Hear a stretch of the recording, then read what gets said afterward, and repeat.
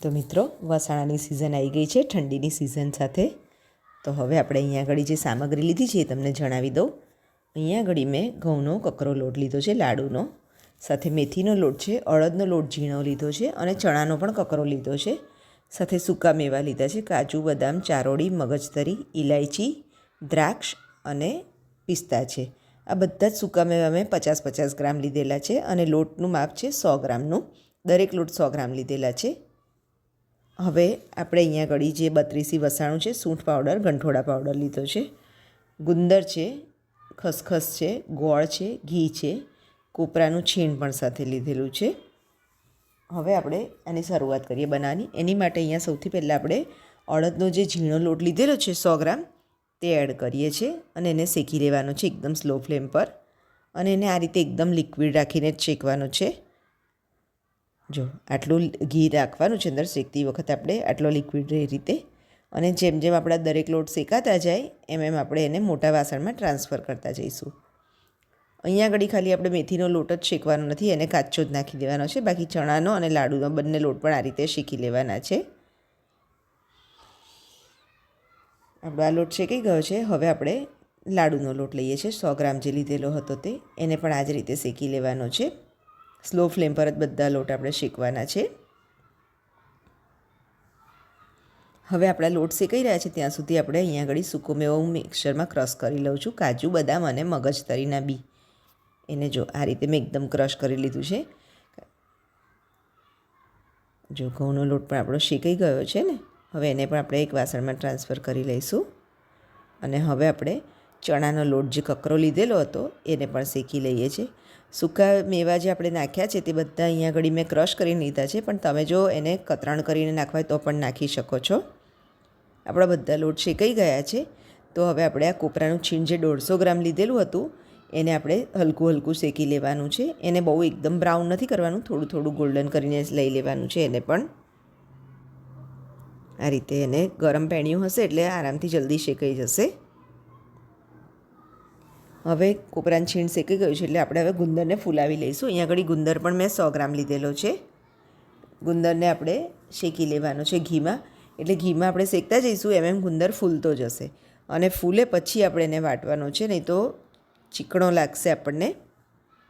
આપણે આ રીતે એને હલાવી અને પ્રોપર બધો હજુ તમે જોઈ શકો છો ને અંદર એકદમ બધો ફૂલ્યો નથી.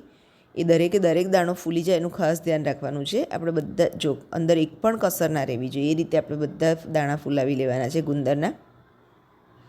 આ રીતે જો સરસ શેકાઈ ગયો છે. હવે આપણે એને પીસી લઈશું. ખાંડની પરણીમાં લઈને આ રીતે લઈ અને એને વાટીને ક્રશ કરી લઈએ છીએ. હવે આપણું આ વાટી દઈએ અને ત્યાં સુધીમાં આપણે અહીંયા આગળ જો પેલા મોટા વાસણમાં કોપરાનું છીણ એડ કર્યું હતું ને બધા લોટ, એમાં જ સાથે આપણે ગુંદર પણ એડ કરી લઈએ છીએ. વાટીને આપણો ગુંદર તૈયાર છે એને. અને હવે બધા મસાલા મિક્સ કરતા જઈશું ધીમે ધીમે કરીને. આપણે એક પણ જો અહીંયા આગળ જે સૂકા મેવાનો પાવડર રેડી કર્યો તો એ આપણે એડ કરી લઈએ છીએ.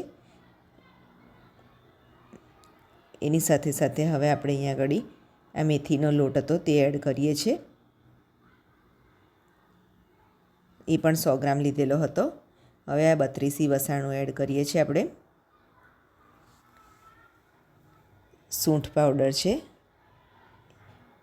એ પણ 50 ગ્રામ છે. 32 વસાણું પણ 50 ગ્રામ છે. અને ગંઠોડા પાવડર છે એ પણ 50 ગ્રામ છે. આપણે ત્રણેય વસ્તુ આ રીતે 50 ગ્રામ લઈને મિક્સ કરી લીધી છે. હવે આ ખસખસ લીધી છે આપણે. ખસખસ એડ કરીએ છીએ. ચારોળી એડ કરી લઈશું અંદર.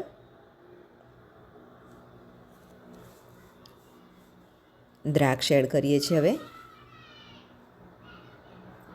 મિત્રો, આનો લાડુ બનાવીને તમે દરરોજ સવારે એક લાડુ ખાઓ તો તમારે એનર્જી તો વધે, સાથે સાથે આપણે હેલ્થને પણ ઘણા બધા બેનિફિટ હોય છે. કે અત્યારે શિયાળામાં શરદી, ખાંસી કે થોડાક જોઈન્ટની તકલીફ હોય તો એ બધામાં આનાથી રાહત રહે છે. આપણા બધું રેડી થઈ ગયું છે મિક્સર. ત્યાં સુધી હવે આપણે ગોળને ઓગાળવા મૂકી દઈએ. અહીંયા આગળ ખાસ ધ્યાન રાખવાનું છે, આપણે ગોળનો પાયો નથી કરવાનો. ખાલી ગોળ ઓગળે એટલું જ કરવાનું છે, ઘીમાં ઓગળે એટલું જ રાખવાનું છે. અહીંયા આગળ મેં 750 કિલો ગોળ લીધો છે. હવે આપણો ગોળ ઓગળે ત્યાં સુધી આપણે બધું ડ્રાય ઇન્ગ્રીડિયન્ટ્સ જે ભેગા કરેલા છે તે બધાને પ્રોપર હલાવીને મિક્સ કરી લઈએ. કારણ કે નહીં તો ઘીમાં અડધા મટીરિયલ શેકેલું છે તો સરખું નહીં મિક્સ થાય. એટલે આપણે થોડું ઘણું પછી એને આ રીતે હાથથી પણ હલાવીને મિક્સ કરી લેવાનું છે. કે જેથી બધું પ્રોપરલી મિક્સ થાય. હવે આપણે આમાં ઇલાયચી પાવડર એડ કરીએ છીએ.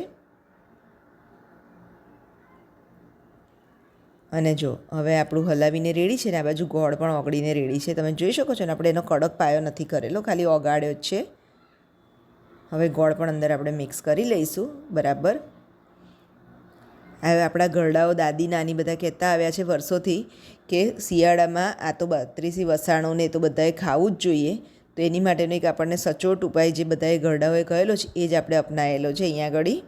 અને દરેકે આ ખાવી જ જોઈએ શિયાળાની સિઝનમાં. જો હવે આપણે એને પ્રોપર હાથથી હલાવીને મિક્સ કરી લઈશું કે જેથી કરીને અંદર ગોળની કોઈ ગાંઠો હોય તો એ પણ મિક્સ થઈ જાય.